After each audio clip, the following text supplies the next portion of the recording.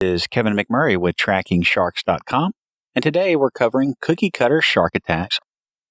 Cookie-cutter sharks are one of the smallest sharks in the world. The deepwater sharks look like fat cigars that migrate from the depths at dusk to feed and then head back to the deep as dawn approaches. The tiny little sharks reach around 42 to 56 centimeters, 16.5 to 22 inches in length. They have gnarly little teeth, and when attacking prey, will suck on the victim, grabbing a chunk of flesh in their mouths before doing a quick 360 to pull out a plug of meat. The unfortunate prey will be left with a gouge that looks like someone took a cookie cutter form and pulled out a plug of flesh. They are masters of camouflage and have the highest luminescence of any known shark. The photophosphorus helps break up the silhouette of the shark and keep it hidden from sharp-eyed predators. In addition, the flashing may help the shark to blend in with squid. The shark can hide amongst the soft-bodied mollusk and attack larger prey as they feed upon the squid. Cookie-cutter sharks have been known to strike submarines, undersea cables, and unfortunately, the occasional swimmer. The good news for ocean lovers is the sharks are nocturnal and usually only feed in deeper waters. The first known shark bite on a human was in 1992 when the body of a drowned fisherman was recovered. The man had tied himself to an ice chest and was floating about 15 miles off the coast of Waianae, Hawaii. However, the medical examiner thought the bites were inflicted post-mortem. The first confirmed cookie-cutter shark bite on a live human occurred March 16, 2009. Mike Spaulding, 61, was 10 miles off the coast and was less than 5 hours into his swim when bitten while swimming across the Molokai Channel. Around 8 p.m. in the pitch-black night, he felt a prick on his chest and knew he needed to get out of the water. He swam to his support kayak, and as he was climbing on board, was bitten on the left calf.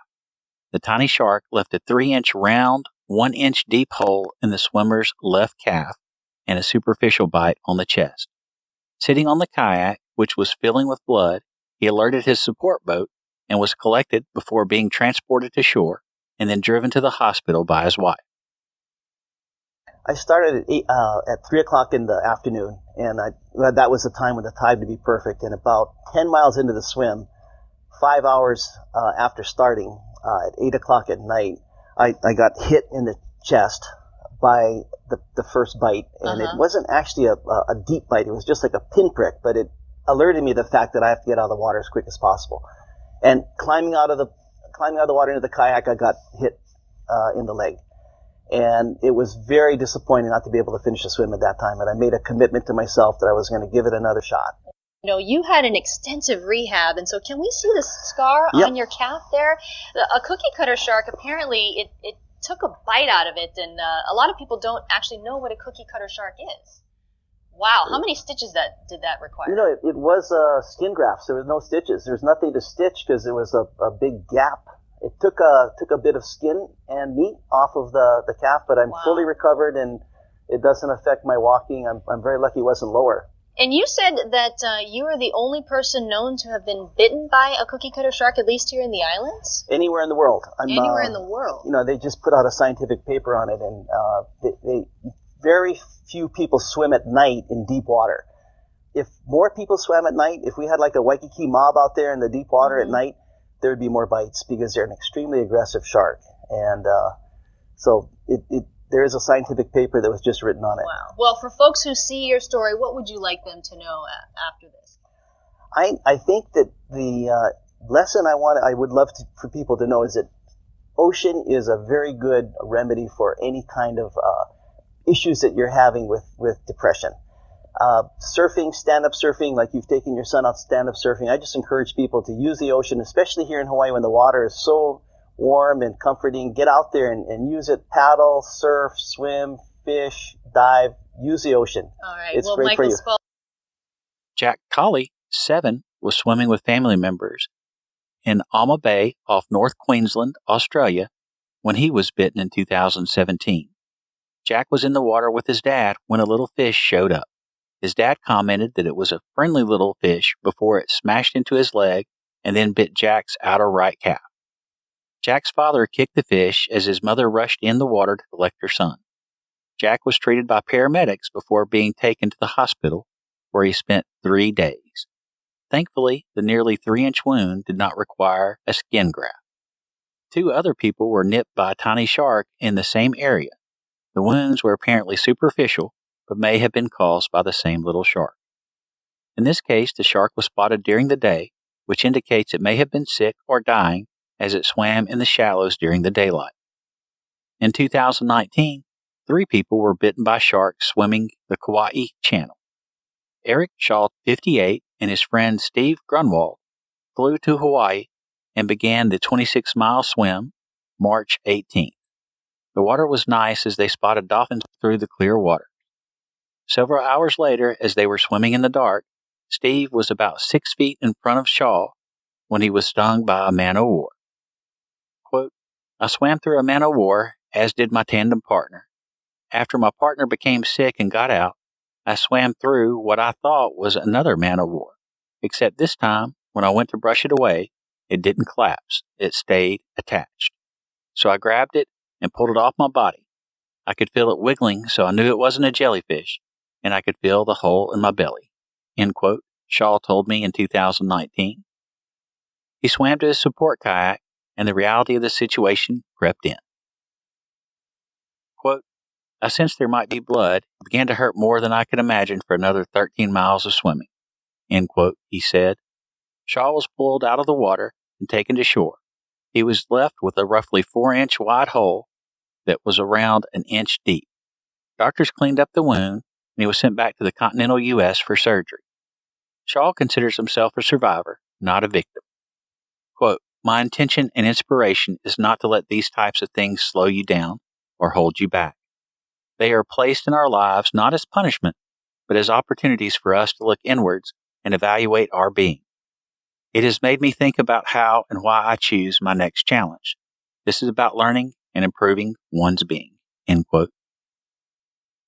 After months of planning, Isiah Mojica, 23, entered the water for his channel swim on April 5th, 2019.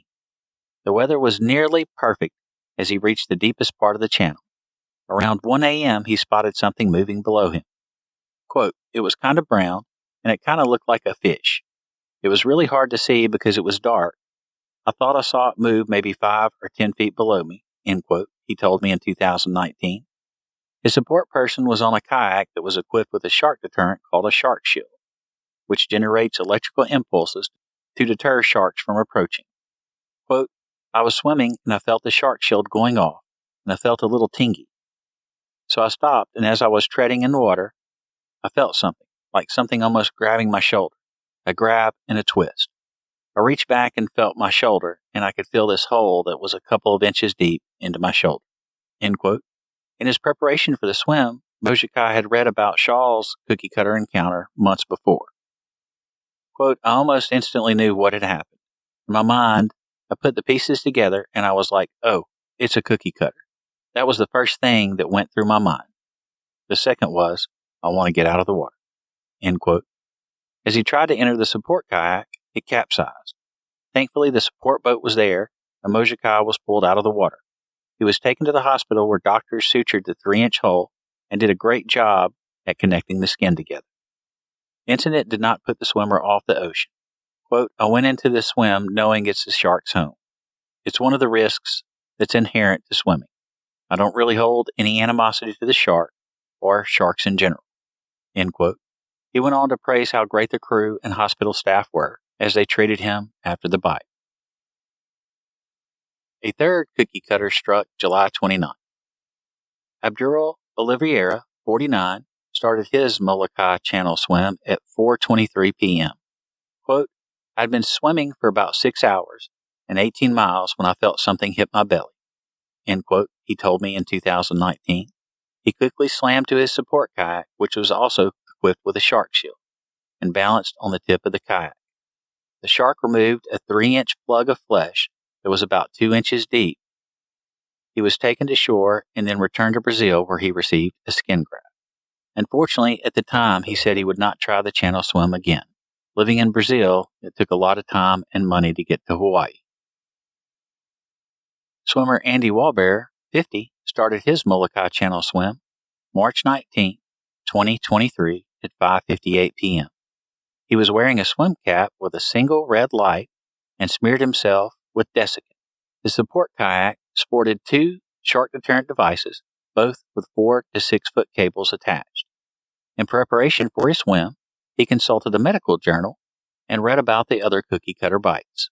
The swim was going well until he was approximately 12 miles off the coast. Basically, we're swimming along. I was pretty close to the kayak. I would say, 5 to 10 feet outside the oar, but not far away. And I felt what felt like quickly like a bump and a bite. And I immediately thought the F word. But I quickly reached down, grabbed it, and I threw it. And I thought I was done. And then immediately I felt another bump and a bite. And my first thought was, God, I didn't throw it far enough. It came back. And then I thought I may have felt a third bump, but I was honestly kind of freaking out, right? But that was it after the second one. And then, I stopped. I yelled like a girl and probably told the kayaker that something happened. Yeah. And I felt my chest, because I'll show you where it happened if you want to see my white stomach. So I don't know which was first, but there's one here, and I'll tell you the measurements. So this is the cool thing. I thought it was the same shark. There were 2 different ones.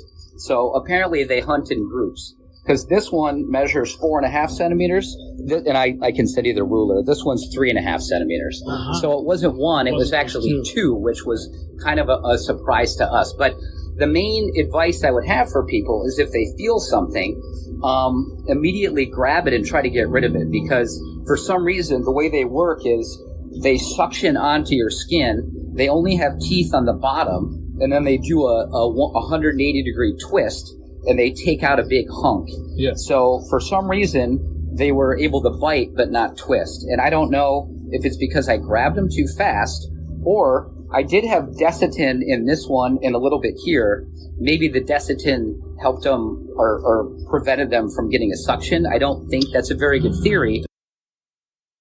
Anyway, so my advice is, in that area off of Molokai, the time, be mindful. Yep. Mm-hmm. If you feel anything, grab it immediately. The worst part of it is the fear, like you're kind of freaked out and you're wondering how many of them there are. But the good news is these bites didn't hurt that much. So the first thing I did is feel my skin, and I could tell that there wasn't a chunk missing. The bite itself didn't hurt less than a moderate jellyfish sting, so it wasn't that bad. Quote, I was pretty freaked out in the moment. It was near midnight on a moonless night. I was 12 to 15 miles from both Molokai and Oahu, and the kayak near me was only lit with 4 to 5 red glow sticks. So I could not see much. After about 15 to 30 seconds after the second bite, when I thought there weren't any more invisible attacking fish in the water, I regained composure, inspected my wounds, and continued on with the swim. I did try to stay close to the kayak for the next 6.5 hours until sunrise, just in case any other big fish wanted to pay us a visit, hoping the 2 shark shields on the kayak would deter them. I credit my crew for staying calm throughout this stage of the swim, which definitely helped me stay calm and refocus on the swimming task at hand. End quote, he told me by email. Andy has done a great video that goes more in depth on his cookie cutter shark attack and his channel swim, and has other great tips for open water ocean swimmers on his YouTube channel. Be sure to check out the link in the description. When asked what his recommendation would be to someone who's scared of long-distance swimming because of sharks, he said, quote, like any in-nature adventure activity, open water swimming has its share of risks to be mindful of. Personally, I would study the specific risk of each swim you're interested in and read the blogs of swimmers who have completed the swims and read the websites of the local swim associations who govern them. For swims with sharks, I would understand the species that are of risk, know what to expect if you see any, and I would definitely use a shark shield. Finally, I would do swims only with the most experienced boat captains for the body of water that you are interested in to take advantage of their knowledge and wisdom. I think of the risk of sharks as similar to the risk of bears when hiking in Yellowstone National Park. You are in their home. We are trying to enjoy the same space as them, but it's good to have pepper spray or a shark shield in case things get a little too personal. that completes all the known cookie cutter shark attack bites that I'm aware of. What would you do if you saw a cookie cutter shark while swimming? Let me know in the comments. Be sure to like and subscribe. Follow us on your favorite social media with username @TrackingSharks. Join our Facebook group to share your shark stories. Support these videos with a super thanks or get early access at patreon.com/trackingsharks. Thanks for watching and get wet soon.